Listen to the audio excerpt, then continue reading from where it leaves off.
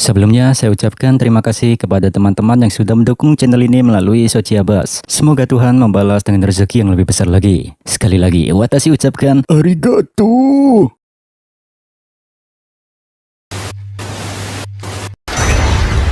Kami kembali. Yari-yari. Keheningan sesaat menyelimuti lorong kereta yang megah itu.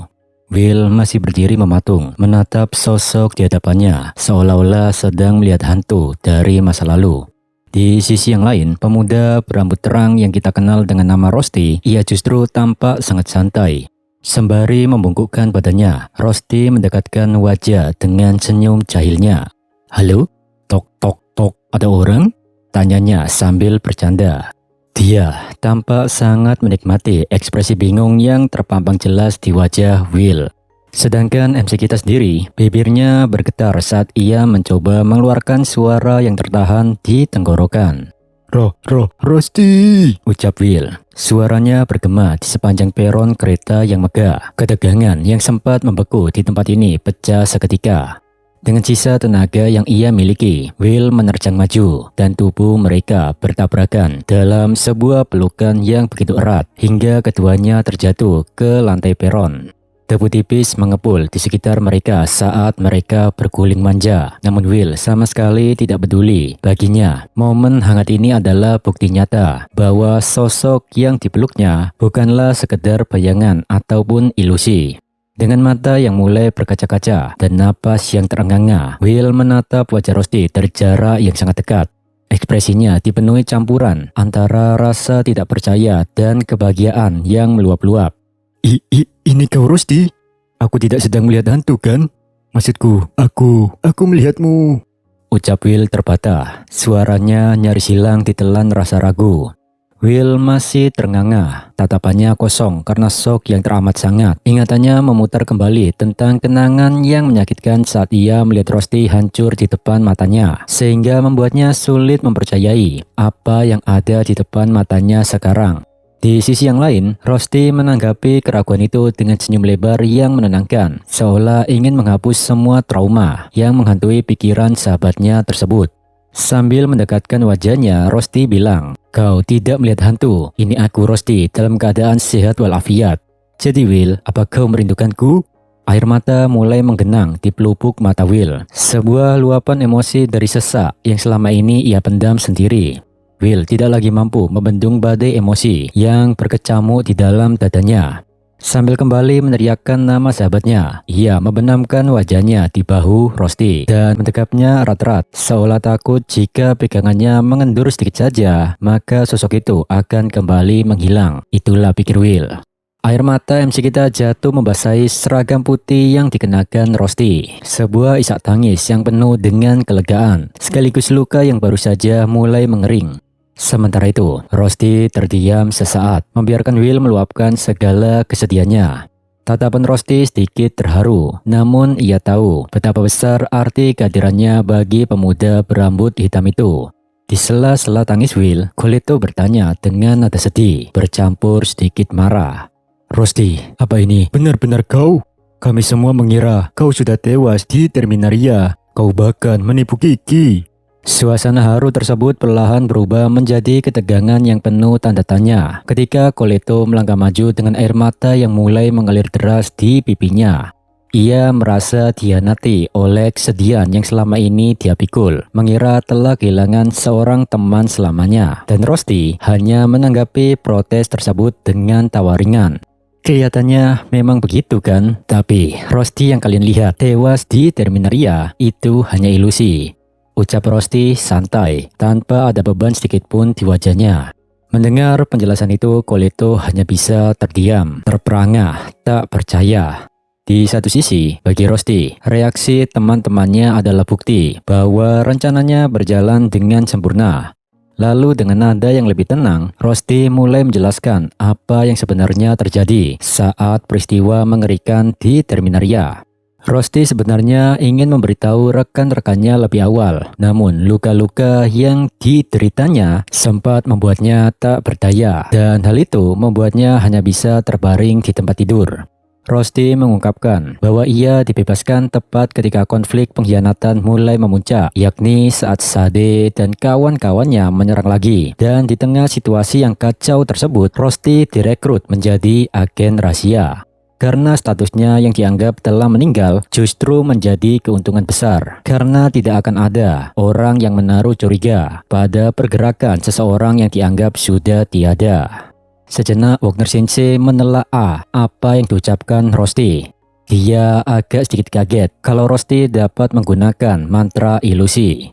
Lalu biar nggak dicurigai bahwa dirinya bukan antek-antek asing, Rosti pun sejenak melepaskan pelukannya dari Will dan mengeluarkan sebuah amplop tersegel dan diberikan ke Wagner Sensei.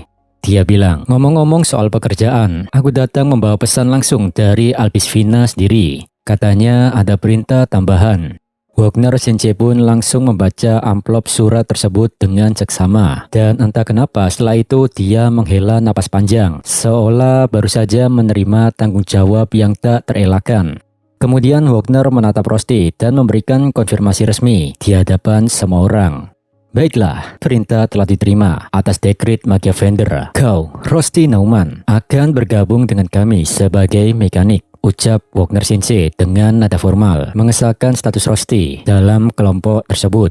Mendengar pengumuman itu, suasana yang sempat tegang perlahan mencair kembali ke arah yang lebih santai.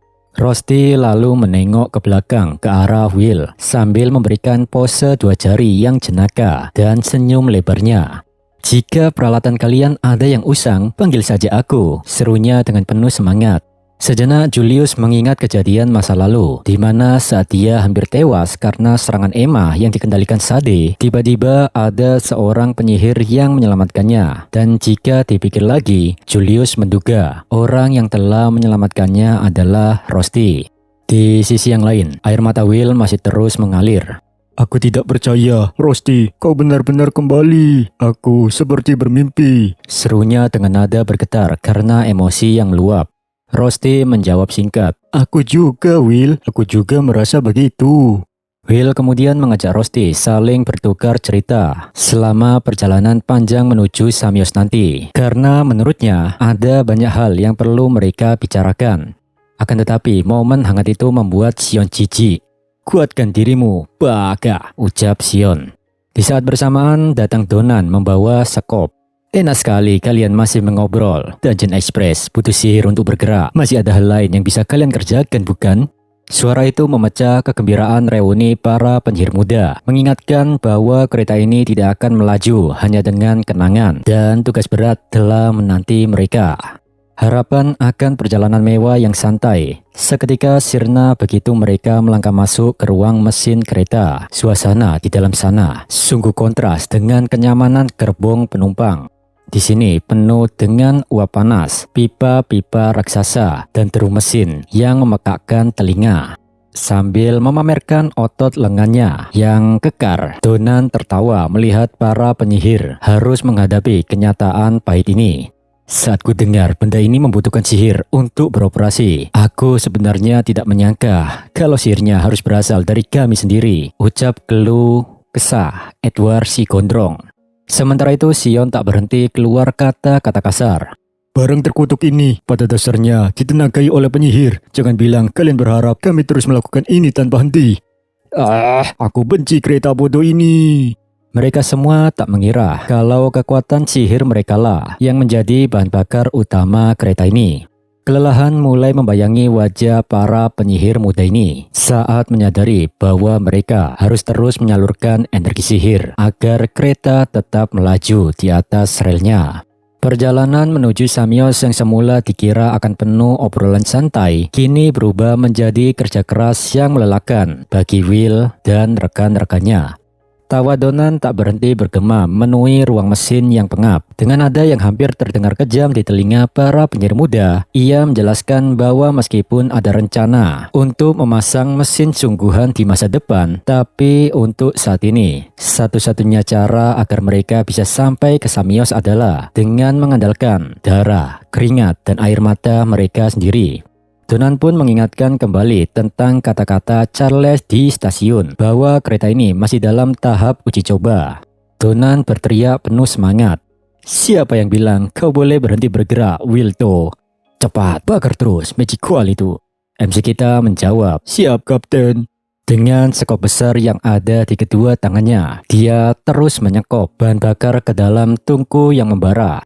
Kondisi di sudut lain ruang mesin tidak kalah menyedihkan. Seorang penyihir es yakni Julius, dia tampak terkulai lemas dengan keringat yang bercucuran deras di wajahnya. Bahkan dia sampai menangis. Aku terjebak di neraka pengap dan penuh keringat ini. Penyihir es tidak diciptakan untuk pekerjaan seperti ini. Menurutku, perjalanan ini selesai sampai di sini saja. Minasan, kita putar balik saja. Keluh Julius dengan napas tersenggal-senggal. Namun keluhan itu langsung dibalas dengan teriakan kasar dari Sion untuk segera bangkit dan membantu mereka daripada terus mengeluh. Perjalanan yang awalnya diharapkan penuh kemewahan, kini benar-benar telah berubah menjadi kerja paksa yang menguji batas fisik dan mental mereka. Sementara itu, di atas atap kereta yang melaju kencang, situasi ternyata tidak kalah menegangkan. Serangan sihir berkali-kali diluncurkan untuk menghalau rintangan yang muncul di sepanjang jalur rel. Wagner tampak terkejut saat menyadari bahwa bukan hanya mesin pacunya yang mengandalkan tenaga manusia, namun sistem pertahanannya pun bergantung pada kerja manual para penumpang. Edward dengan nada dingin berkata, "Jangan bilang kau mengharapkan perjalanan yang aman. Lagi pula, namanya saja Dungeon Express." Wagner sejenak menghela nafas, bersyukur karena kereta ini mampu menangani monster-monster di rel secara mandiri. Edward menambahkan bahwa tanpa daya tembak dari Heikmage, peluang mereka untuk tiba di Samios tanpa kerusakan nyaris nol. Tapi tak menutup kemungkinan tabrakan dengan monster raksasa sewaktu-waktu bisa membuat kereta ini berhenti mendadak. Bagi Edward, ini adalah sebuah kenyataan yang ironis bagi kendaraan yang dianggap sebagai sebuah mahakarya oleh Charles. Bukan hanya Wagner yang bekerja, tapi Edward juga mau tak mau mengeluarkan mantra sihirnya untuk menumbangkan segala monster yang menghadang kereta ini. Sambil menatap kosong ke arah cakrawala, Edward bergumam, "Kurasa aku akan tewas lebih dulu sebelum alat aneh ini siap digunakan untuk umum." Sementara itu di gerbong penumpang tengah ada Coleto, Rosti, Lihana, dan Sera.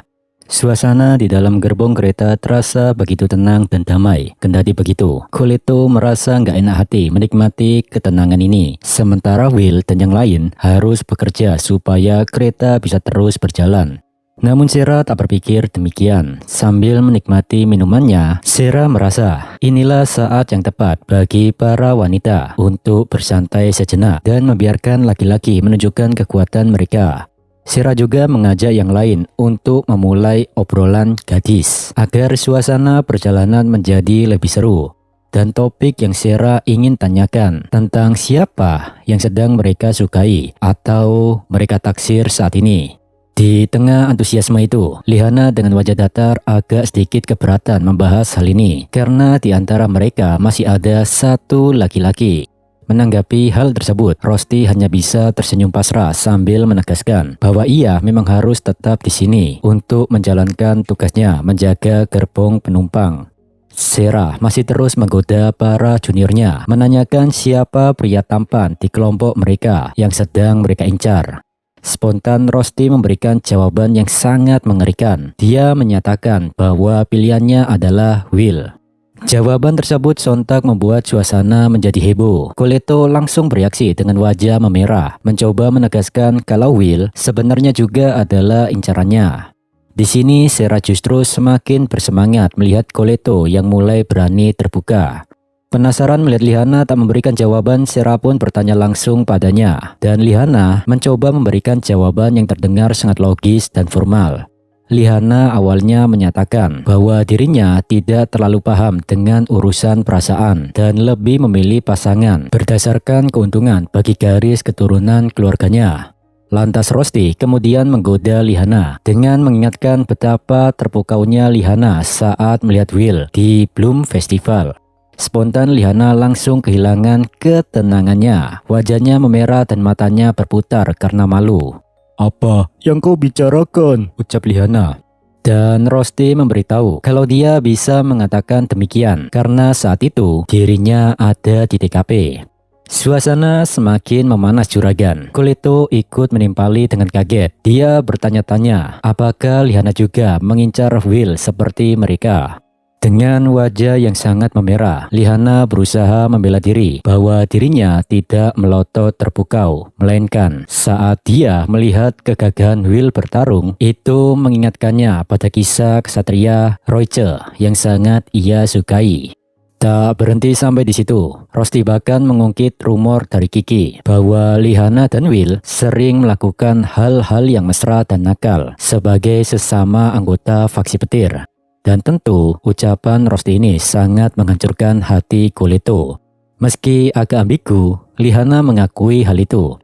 Padahal kita tahu sendiri, Will dan Liana nggak ngapa-ngapain selain naik naga bersama. Tapi Liana berpikir itu adalah hal tabu yang hanya boleh dilakukan oleh orang dewasa. Melihat keramaian ini, Sera hanya bisa tersenyum sambil menikmati minumannya.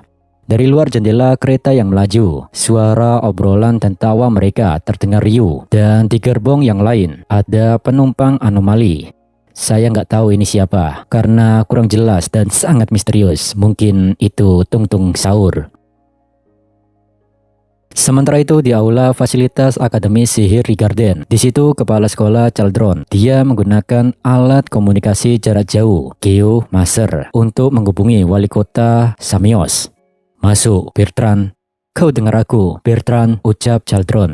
Bertrand Huse, sang wali kota Samios menjawab, aku dengar kepala sekolah.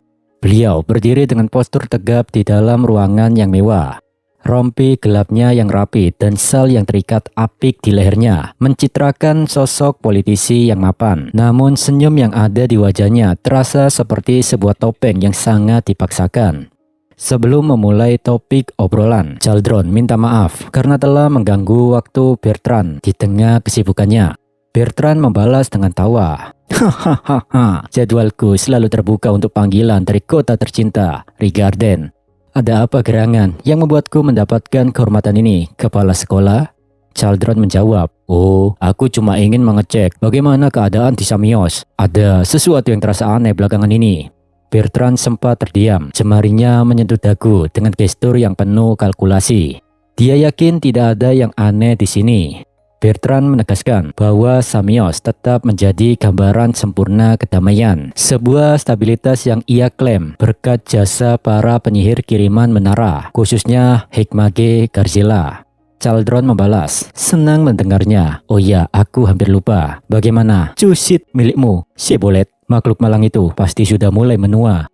Hening sejenak, wajah Bertrand menegang, matanya terpejam rapat, seolah sedang menahan amarah atau mungkin ketakutan yang mendalam.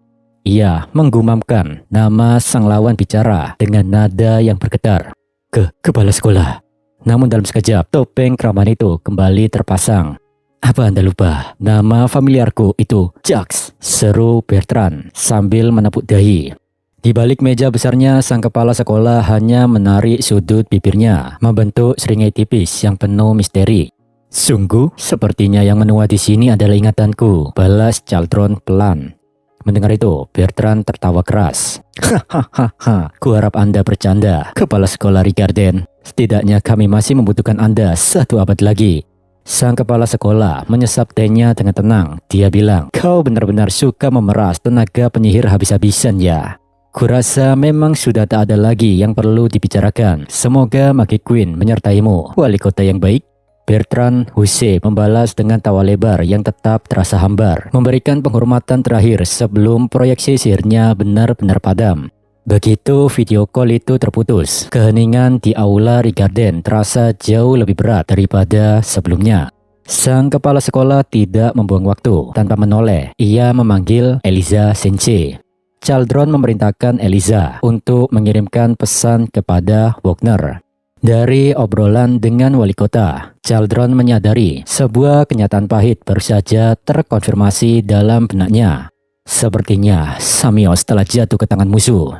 Sebolet adalah kata sandi kami. Jika Samios benar-benar aman, dia akan menjawab, "All good." Aku tahu ada yang tidak beres saat Bertrand mencoba mengoreksiku. Eliza berdiri terpaku mendengarkan semua penjelasan kepala sekolah. Percakapan dengan wali kota tadi bukanlah sekedar basa-basi, melainkan sebuah konfirmasi tentang bagaimana situasi di Samios. Eliza menatap tajam, matanya menyeratkan ketegangan yang mendalam. "Kurasa itu berarti," ucapnya lirih. Kalimatnya menggantung di udara yang terasa semakin menyesakkan. Kepala sekolah bilang, entah aku tadi sedang berbicara dengan penyamar atau...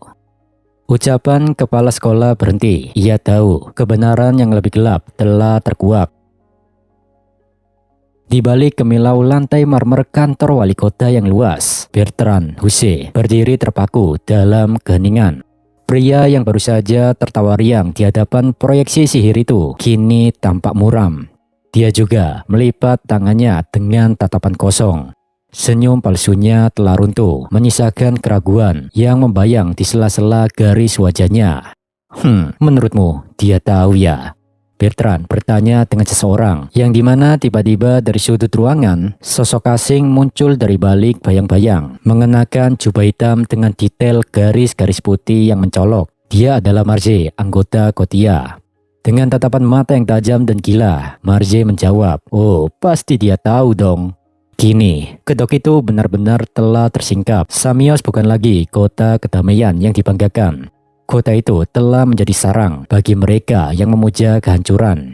Dan permainan kucing-kucingan antara akademi dan musuh-musuhnya telah memasuki babak yang paling berdarah. "Kukira aku sudah mempelajari semua yang perlu diketahui tentang pria ini. Setauku, itu memang nama familiar miliknya," ucap Bertrand. Marge membalas, "Mungkin mereka membuat kata sandi rahasia yang tidak bisa kau gali informasinya." Bertrand menjawab, "Kedengarannya memang begitu." Ya, bagaimanapun juga, kepala sekolah itu penyihir yang licik ya. Setelah mengatakan itu, Bertrand menarik sal yang ada di lehernya, yang dimana sudah ada bekas luka. Lalu dengan kedua tangannya, Bertrand mengangkat kepalanya dan dibuang gitu saja ke lantai. Dari sini kita bisa menilai identitas asli dari sosok yang mengobrol dengan kepala sekolah dari tadi bukanlah wali kota Samios, melainkan Hitles, anggota Kotia. Dengan kata lain, wali kota Samios, Bertrand, sudah dihabisi Hitles. Ya, karena Hitles sudah nggak ada kepala, tentunya dia nggak bisa ngomong lagi juragan. Oleh karena itu, dengan sihirnya, dia menuliskan perintah kepada anggota Kotia yang lain. Samios akan segera menyambut kelompok penyihir menakutkan dari Regarden. Mari pastikan mereka dapat sambutan yang hangat. Dan di panel yang lain, barisan siluet misterius berdiri menanti di balik bayang-bayang. Mereka bersiap menyambut Will dan kawan-kawan. Kini, Samios bukan lagi sebuah kota, melainkan telah berubah menjadi perangkap maut yang siap menelan siapapun yang berani menginjakkan kaki di sana. Panel pun berpindah di terminal stasiun Samios. Liana, Coleto, dan Sarah keluar dari kereta dengan perasaan gembira. Sedangkan Sion terlihat dari wajahnya kalau dirinya sangat kesal sekali dengan perjalanan ini. Sementara Julius, dia kayak nggak percaya kalau mereka bisa berhasil sampai ke sini. "Kotanya seharusnya di balik tangga ini," ucap Wagner Sensei dengan riang gembira. Dan Will membalas, "Minasan, kita akhirnya sampai." Di hadapan mereka, Samios membentang dengan segala keagungannya. Kota itu bukanlah sekedar kumpulan bangunan, melainkan sebuah mahakarya arsitektur yang seolah dipahat dari mimpi. Kastil pusatnya menjulang tinggi menembus awan, dikelilingi oleh ribuan atap rumah yang tertata rapi, bermandikan cahaya yang turun dari langit seperti berkah yang tak terhingga. Keindahan yang begitu menakjubkan ini membuat keringat dan air mata yang tumpah di perjalanan terasa seperti harga yang pantas. Samios berdiri di sana seolah menyambut para pengelana ini ke dalam babak baru yang penuh dengan misteri dan takdir yang lebih besar. Euforia, perasaan lega menghiasi wajah semua orang, terutama Will. "Akhirnya kita sampai di Samios," ucap MC kita. Namun begitu mereka melangkah keluar dari bayang-bayang stasiun menuju area terbuka, atmosfer berubah secara drastis. Sesuatu yang tak kasat mata langsung menghantam kesadaran mereka. "Panas, panas, itu panas sekali." Hawa panas yang menyengat langsung menerpa tanpa ampun dan terasa seperti membakar kulit mereka. Sambil mencengkram erat koper berat di tangan, mereka berjuang menghalau rasa silau dan panas matahari yang menyiksa. Di situ, Sera melangkah maju dengan tawa. Suaranya lantang memecah kebingungan kelompoknya. Ini dia guys, kota metropolitan timur Samios. Dan tepat di depan mata kita terhampar salah satu dari 3 danau besar di dunia kita.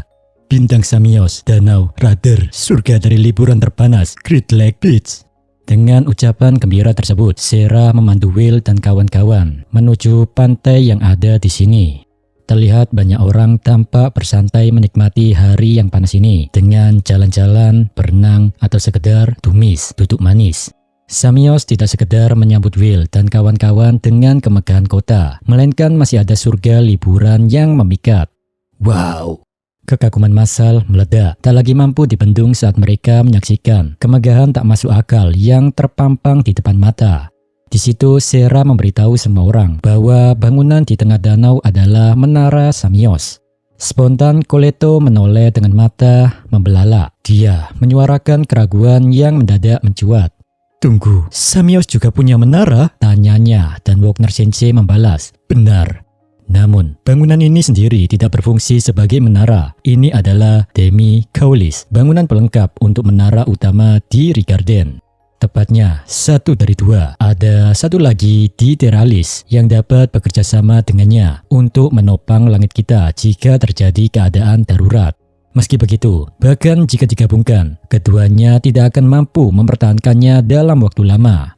Oleh karena itu, jika Mercedes Kaulis atau Magia Vendor mengalami suatu kegagalan, maka menara-menara ini yang akan mengambil alih untuk mempertahankan Great Barrier selama mungkin. Di bawah bayang-bayang Menara Samios, mereka kini paham kota yang tampak seperti oase megah ini sebenarnya berdiri di atas seutas benang tipis takdir. Sebuah kegagalan kecil saja pada sistem sihir kuno tersebut ataupun Magia Vendor, maka hal itu akan meruntuhkan langit dan menenggelamkan mereka semua ke dalam bencana tanpa akhir. Di bawah bayang-bayang kebenaran yang baru saja terungkap, pandangan MC kita menatap ke atas, di mana di atas langit sudah ada formasi lingkaran sihir raksasa yang berputar lambat. Struktur itu tampak begitu rapuh sekaligus perkasa, sebuah garis tipis yang memisahkan kehidupan mereka dari kehancuran absolut. Will bilang, kalau begitu, kurasa cahaya di atas sana adalah barrier yang diciptakan oleh Menara Samios ya. Julius membalas dengan teguran dingin, menara palsu Samios itu punya nama, Bagayaru, Laterus, Tepal, atau bisa disebut jantung lain dunia sihir. Itu sudah seperti pengetahuan umum. Will tuh, kau itu memang tidak tahu apa-apa ya. Ejekan itu diucapkan Julius tanpa basa-basi. Dia mengoreksi ketidaktahuan Will dengan nada meremehkan. Di saat yang sama, sebuah suara lain menyusup, penuh selidik dan nada provokatif yang disengaja. Aku tahu semuanya loh Julius, kau mempelajari banyak hal dari buku panduan tentang Samios. Aku dengar dari Sarisa kalau Jorua dan Lunais melihatmu sedang membaca buku tentang Samios. Ucapan Rosti itu membuat Julius menegang. Topeng ketenangan yang selama ini Julius pertahankan pecah berkeping-keping. Matanya membelalak lebar, memancarkan kepanikan yang bercampur dengan rasa malu yang membakar jiwanya. Tentu Julius mencoba menyangkal tuduhan tersebut. Dia mencoba mengumpulkan sisa-sisa harga dirinya yang terserak. Dengan nada defensif yang dipaksakan meninggi, ia berteriak, Kenapa aku harus melakukannya? Apa kau punya bukti atas fitnah ini? Namun, pembelaan itu sia-sia. Kebohongannya sudah diketahui oleh Sion. Dengan menghela nafas, Sion berkata, Jangan jadi orang dungu Julius. Kami bisa melihat dengan jelas buku panduan di sakumu. Seketika pandangan semua orang tertuju pada satu titik, yakni sebuah buku yang menyembul dari balik pakaian Julius. Detik itu juga, harga diri Julius hancur lebur. Efek dramatis dari rasa malu yang memuncak, memicu amarah yang tak terkendali. Bahkan giginya gemertak menahan murka yang mendidih di dalam dada, karena rahasia kecilnya dikuliti habis-habis. Lalu, kau ada masalah jika aku ingin menikmati perjalanan ini? Teriak Julius histeris, meledak dalam keputusasaan untuk membela diri. Di tengah badai amarah Julius dan adu argumen yang kian memanas dengan Sion, hal itu membuat atmosfer tegang di sini justru mencair, menjadi tawarannya dari Will dan Rosti. Sementara itu, Pak Wagner ataupun Sera Sensei tak terlalu memperdulikan drama tersebut. Sedangkan Coleto terlihat bingung sendiri harus menanggapi gimana atas situasi ini. Di tengah riuhnya debat Julius dan Sion, Sera memakai kacamatanya dan bilang kepada mereka semua, "Karena kita sudah ada di Samios, jadi waktunya kita bekerja. Tugas pertama kita adalah..." Kalimat itu menggantung, begitu berat dan syarat akan misteri. Sang protagonis anime ini pun ikut terpaku. Sepasang matanya membelalak lebar dalam kecemasan yang mendalam. Dengan napas yang tertahan di tenggorokan, Will bertanya, Apa tugas kita? Sera membalas, Bersenang-senang di bawah matahari. Seketika itu juga, pakaian formal dan koper-koper berat lenyap, berganti dengan pakaian renang dan pelampung warna-warni. Mereka tak memperdulikan lagi beban misi ataupun bahaya yang mengincar. Will dan kawan-kawan serentak berlari kencang menerjang hamparan air danau Rudder. Tawa lepas beramburan bersama cipratan air yang berkilauan diterpa terik matahari. Di bawah langit Samios yang membara, mereka hanya ingin menikmati musim panas yang indah ini dan mungkin tak akan terlupakan selama mereka hidup. Di situ Koleto dan Lihana larut dalam kegembiraan. Mereka saling melempar air seolah melupakan beban berat dari misi di tempat ini. Sencaci dingin yang menerpa kulit menjadi satu-satunya pelarian dari terik Samios yang membakar. Sementara itu, lebih jauh di tengah danau, tubuh Sera Sensei yang letih bersandar pasrah di atas pelampung, membiarkan ria air membawanya hanyut dalam ketenangan yang semu. Andaikan aku bisa membuang segalanya dan tinggal di sini, Ucap Sera dengan nafas berat. Dalam dirinya, dia sudah bosan dengan segala misi sebagai penyihir. Dan beliau ingin menikmati hari-hari damai seperti ini saja. Di sisi yang lain, Julius dan Sion juga tampak sangat menikmati main-main air yang tak pernah mereka temui di Rigarden. Jeblus, jeblus, jeblus. Begitulah suara saat tubuh mereka meluncur ke danau. Kemudian para pemuda muncul satu persatu dengan napas terengah-engah dengan tubuh basah kuyup. Danau yang indah di Samios ini menjadi pelepas penat setelah bekerja keras menggerakkan kereta sihir. Tak seperti yang lain main basah-basahan, Wignall malah memilih membaca buku di bawah tenda payung di sekitar danau. Di tempat ini mereka semua tahu bahwa setiap tawa di hari ini adalah kebahagiaan kecil yang patut mereka syukuri. Kebebasan yang mereka nikmati hanyalah sebuah jeda singkat sebelum badai yang sesungguhnya menghantam, karena nyatanya Gotia masih mengintai mereka di Samios. Satu persatu para pemuda Rigarden mulai berjalan kembali ke tepi pantai, meninggalkan ria air danau Rudder yang berkilauan. Akan tetapi sepertinya Rosti masih kurang puas, maka dari itu dia pamit ke Will untuk menemui Koleto bermain air lagi. Di bawah terik matahari, MC kita menoleh dengan raut wajah yang mendadak berubah. Senyum lebar yang dipaksakannya tidak mampu menutupi keraguan yang membayang di matanya. Jadi itu, kita di sini untuk menjalankan tugas kan? Tanya Will lirih. Membalas pertanyaan itu, Sion menghela nafas berat. Katanya sih begitu, tapi semua itu langsung berantakan begitu Sera, penyihir ceroboh yang naik sapu itu, diberi kendali.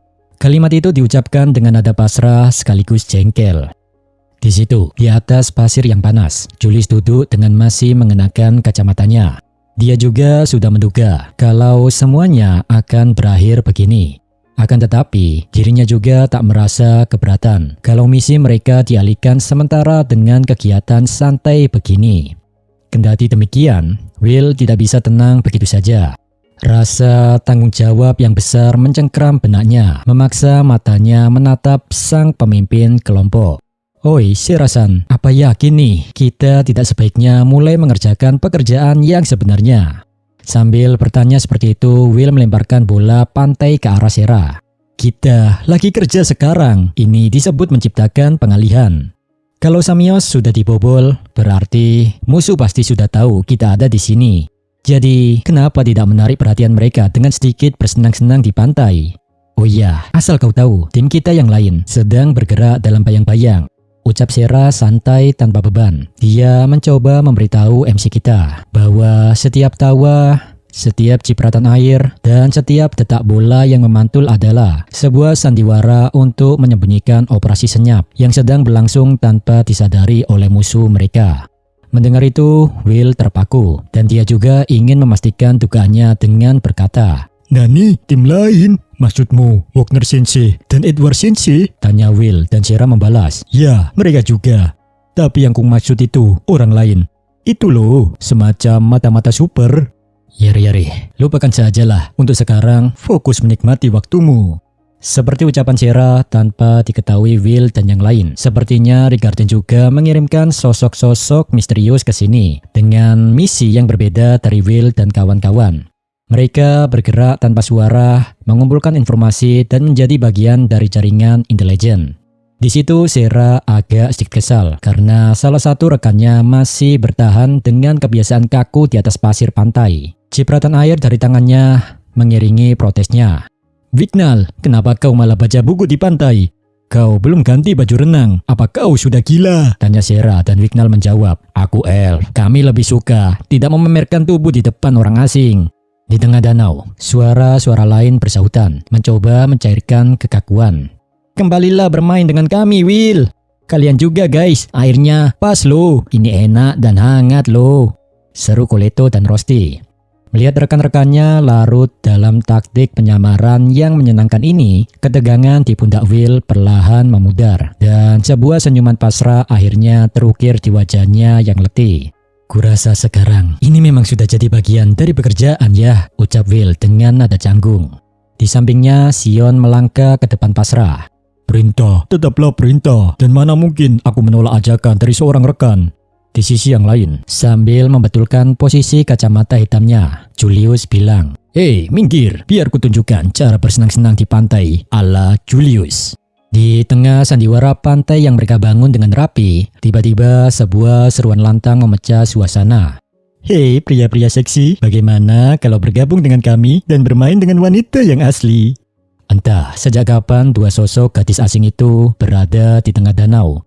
Yang pasti, eksistensi mereka sangat mencurigakan. Seruan provokatif dari tengah danau seketika membuat Will dan kawan-kawan bertanya-tanya tentang siapa gerangan dua gadis tersebut. Sion menatap lurus dengan dahi berkerut, mencoba mencerna situasi yang tak terduga ini. Apa yang dia maksud? Ucapnya heran.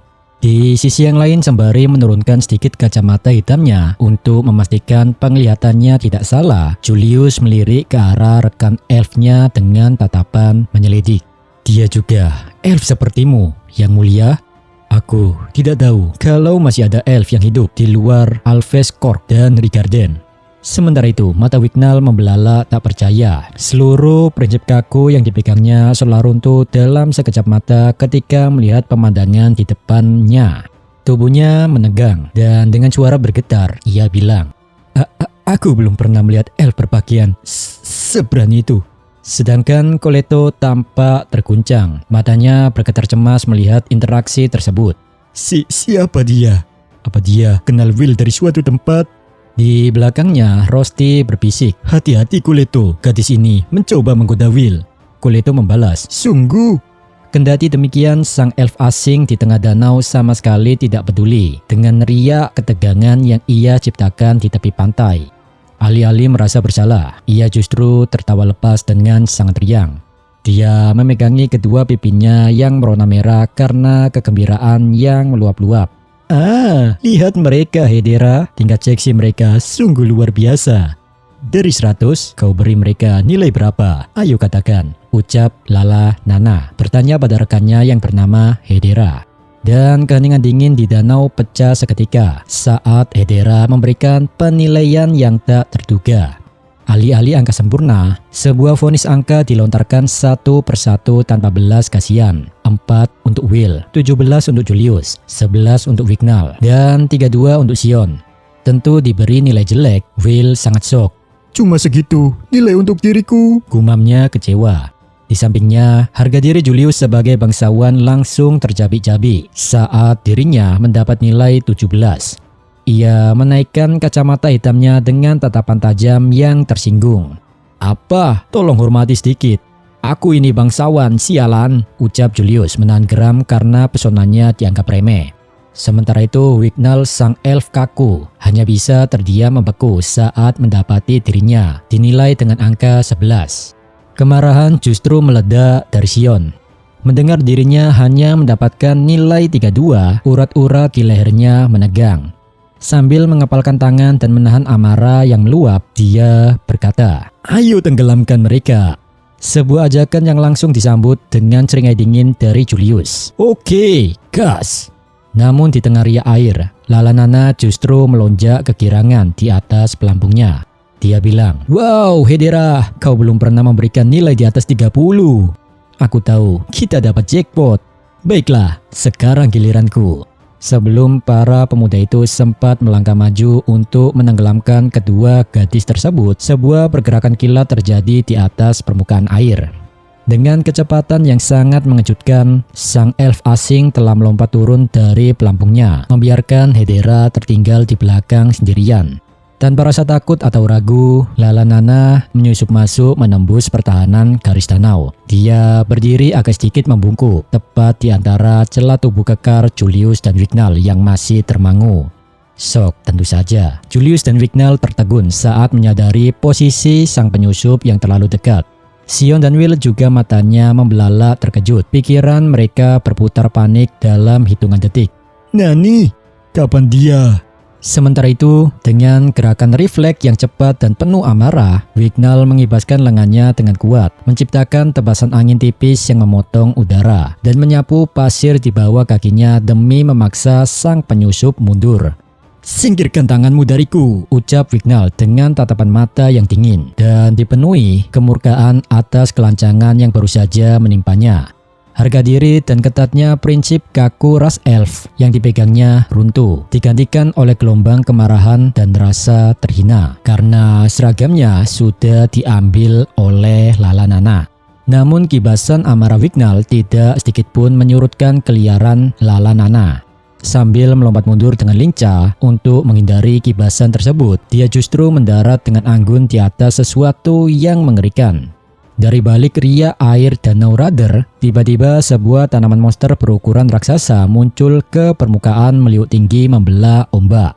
Di atas monster tumbuhan tersebut, sang gadis elf duduk manis tanpa rasa takut, seolah-olah dia ingin memamerkan kendali magisnya yang luar biasa di hadapan semua orang.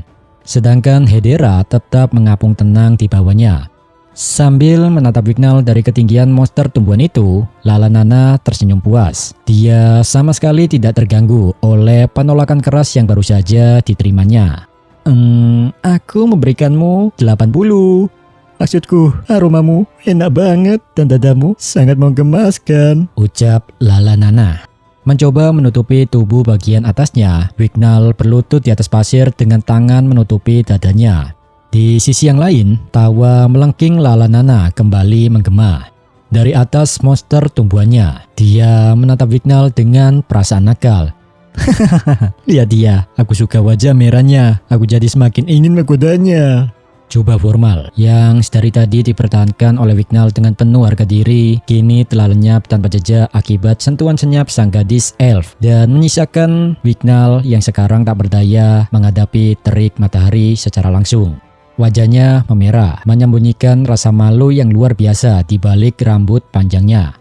Wignall berteriak, "Dasar makhluk bodoh!" Melihat situasi yang kian kacau, Julius merasa gusar. Sambil mengacungkan jarinya penuh amarah ke arah monster tumbuhan tersebut, dia berteriak jengkel. Siapa yang mengizinkan elf mesum ini ke sini? Spontan, Will segera berlari menghampiri Wignall yang masih terduduk syok di atas pasir dan memberikan pakaian gantinya kepada rekannya tersebut. "Siapa kalian ini? Tolong kembalikan pakaian Wignall to," tuntut Will mengecam tindakan Lalanana. Menghadapi kepungan amarah para pemuda, gadis elf itu memperkenalkan kalau namanya adalah Lalanana, sedangkan rekannya bernama Hedera. Namun jika mereka mencintainya, maka gadis elf itu tidak keberatan dipanggil Lala. Di tengah kepanikan yang melanda garis pantai Danau Rudder, Lihana buru-buru memeriksa rekannya yang terduduk lemas di atas pasir. "Wignall, apa kau baik-baik saja?" serunya panik. Coleto juga menyahut, "Teman-teman, sepertinya kita berurusan dengan orang aneh." Di saat yang sama terdengar suara langkah kaki mendekati mereka. Sial, kukira tadi ada dua cewek cantik di pantai. Lah, ternyata yang ada kamu toh. Sebuah ucapan sinis meluncur bersamaan kepulan asap rokok yang membumbung tipis ke udara. Dari kejauhan, sesosok pria dengan kemeja kasual dan celana panjang hitam berdiri tegak di atas pasir. Tentu, interupsi yang tiba-tiba itu seketika memicu kebingungan baru. Dengan mata membelalak tak percaya, Liana terkejut melihat sosok tak asing yang mendadak muncul di tengah situasi ini. Dan identitas dari pria sok keren tersebut adalah Noster Owen Joss. Ketika mendengar nama keluarga besarnya disebut, raut wajah Noster seketika makin cemberut. Siapa yang mengizinkanmu memanggilku dengan nama keluarga sialan itu, bocah? Namaku itu Noster. Hei, tunjukkan sedikit rasa hormat pada orang yang lebih tua. Dengan napas tertahan dan mata membelalak, Liana melayangkan pertanyaan penuh selidik. Sedang apa kau di sini? Di sisi yang lain, sembari menghembuskan sisa asapnya dengan gestur malas, Noster bilang, sedang apa di sini? Aku itu ditugaskan di Samios.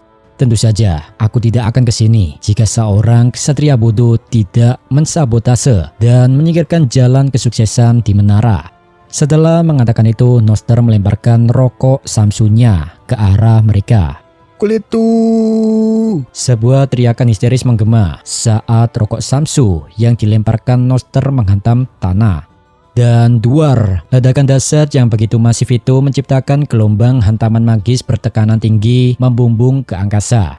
Di tengah pusaran asap yang tebal, sebuah tindakan penyelamatan kilat berhasil dilakukan oleh Rosti kepada Koleto. Di balik pelindungan dinding es yang berderit tersebut, Koleto terduduk dengan tubuh gemetar karena dia tak menyangka bakal lolos dari maut berkat refleks rekannya. Sedangkan di situ, Rosti terlihat menahan amarah karena tindakan Noster tersebut. Matanya menajam penuh kebencian ke arah Noster yang masih berdiri tenang di hadapan mereka.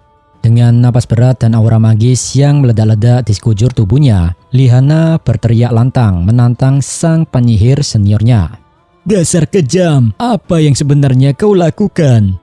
Menghadapi kemarahan Liana, Noster sama sekali tidak menunjukkan penyesalan. Aku itu ikut memainkan permainan lala dan melepaskan beberapa potong pakaian yang mengganggu dari temanmu itu, ucapnya dengan nada meremehkan. Sedudu. Kobaran energi magis yang pekat dan liar mendadak muncul dari tangan kanan Noster. Sambil tertawa lepas penuh kegilaan, Noster memamerkan kekuatan destruktifnya tanpa ragu di hadapan juniornya. Kau bertingkah seperti bajingan, persis seperti yang akan dilakukan oleh Owen Joss, ucap Noster. Dan dengan begitu, Liana dan Roster resmi bersiap saling berduel dengan pedang yang ada di tangan mereka.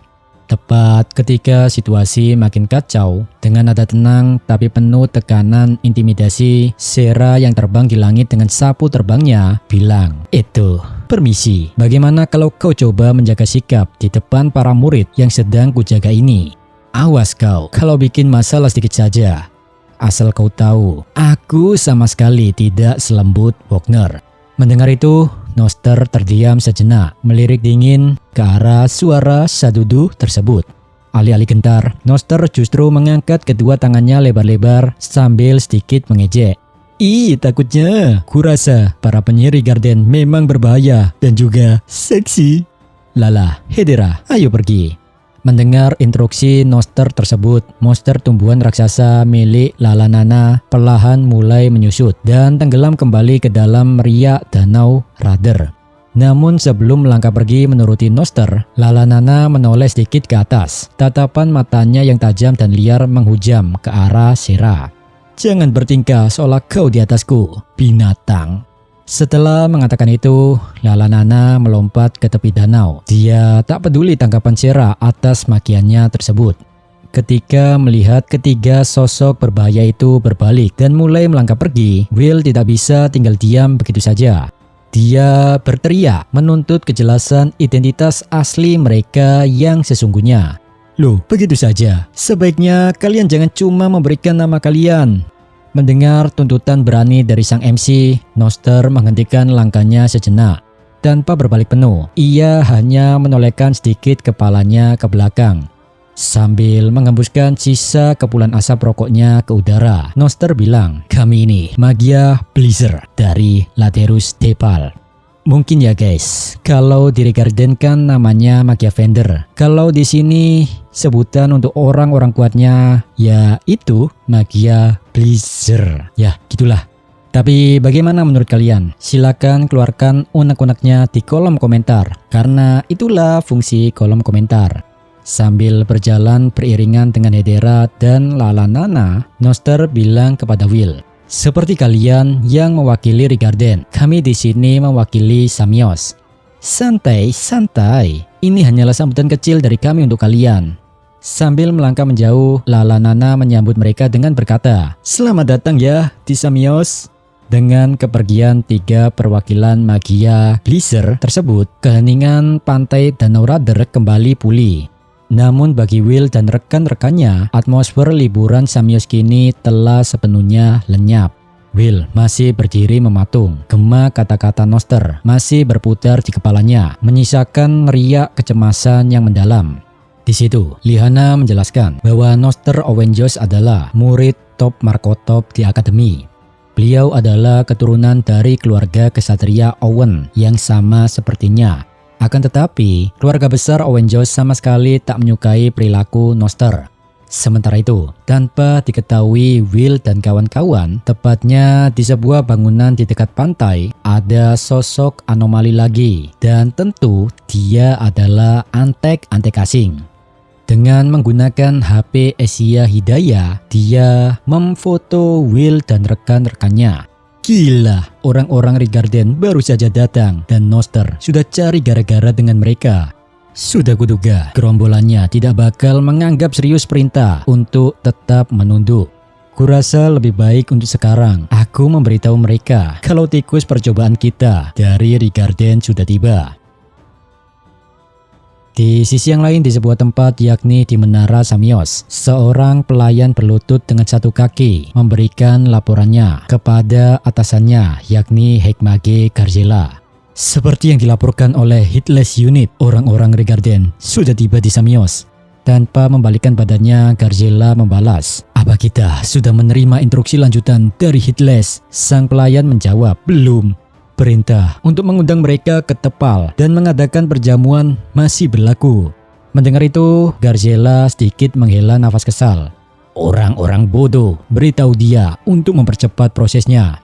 Kata-kata itu diucapkan tanpa keraguan. Dan dengan begitu, sebuah roda takdir tersembunyi yang kini mulai berputar lebih cepat siap menggilas siapapun yang berani mengusik ketenangan mereka.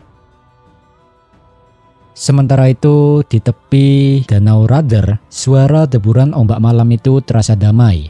Di sekitarnya banyak lampu kota yang membuat suasananya makin sadudu. Di situ 2 pemuda berjalan beriringan di sepanjang garis pantai. Rosti bilang, hari ini benar-benar mengejutkan, padahal kita baru saja tiba di sini. Will pun mengangguk pelan. Aku tahu ada Hekmage di Samios, tapi aku sama sekali enggak menyangka kalau kita bakal langsung berpapasan dengan mereka di hari pertama. Jadi Rosti, menurutmu apa orang-orang yang tadi kita temui itu benar-benar pengikut Gotia yang selama ini kita cari? Tanya Will penasaran dan Rosti menjawab, belum bisa dipastikan deh. Samios itu tempat bernaung bagi banyak penyihir yang awalnya dikirim dari Rigarden. Seperti yang sudah kamu lihat sendiri tadi, ada beberapa dari mereka yang menganggap penugasan ke negara ini tak lebih dari sekedar penurunan jabatan. Tapi bisa saja mereka adalah bagian dari kelompok yang merasa kesal karena tersingkirkan dari jalan menuju kesuksesan di Rigarden. Noster sendiri sempat menyinggung soal itu kan? Bagaimanapun juga, sebaiknya kita menahan penilaian sampai Wagnerson kembali membawa informasi. Tapi untuk saat ini, lupakan dulu urusan pekerjaan. Bukankah ada sesuatu yang ingin kau katakan padaku? Kurasa itu alasanmu kan mengajakku jalan-jalan hanya berdua saja. Ucap Rosti dan Will membalas. Benar.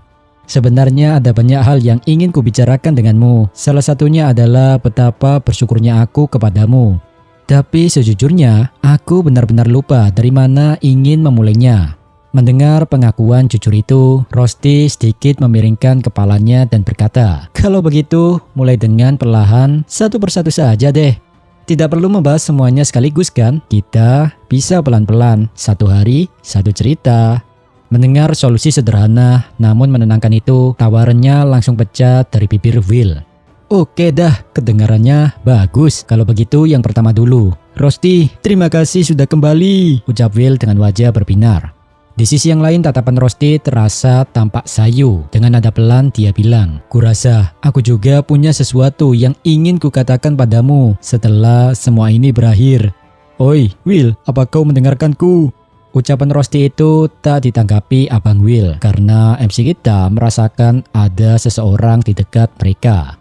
Siapa itu? Tanya Will kepada entitas asing macam ninja. Sosok misterius itu berdiri tak bergeming, bagai hantu di tengah kegelapan malam. Dan bisa kalian tebak sendiri, di ujung chapter selalu memunculkan pertanyaan menggantung di benak kita semua. Ya, inilah kutukan Wistoria. Lanjutannya nunggu 1 bulan lagi. Aduh, sadudu.